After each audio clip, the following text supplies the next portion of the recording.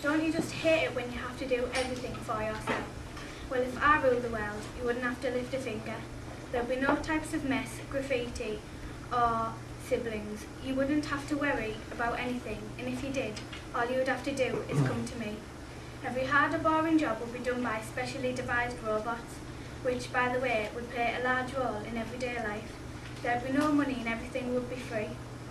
When you were born, you would get a robot which would do everything for you, from changing your nappies to cooking your meals.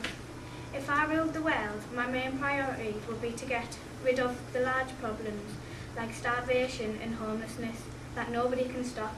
Each person in Africa would receive one of these special robots, and that would make their homes and lives better and back on track. This would prevent two problems, like killing two birds with one stone, or frankly two problems with one robot. Other than the main problems, my robot would get rid of minor ones, like smelly socks. Don't you just hate it when your family member has smelly socks? Never fear, my robots will sort that out. If you were caught with smelly socks in public, we would take away your socks for life. There is a huge problem with Facebook bullies, which are people who think it's fine to be horrible to people behind the screen. They are what us kids call keyboard warriors.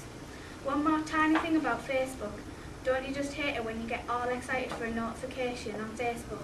Then boom, it's a request for Farmville. This would definitely ban.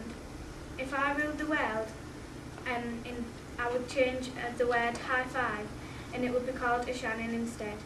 I would change the driving limit to 13, and as long as the driving test was passed, it would make life much easier for us kids. Technology is a big thing nowadays, so I would computerise everything. But all you old folks now and again, I suppose, could write.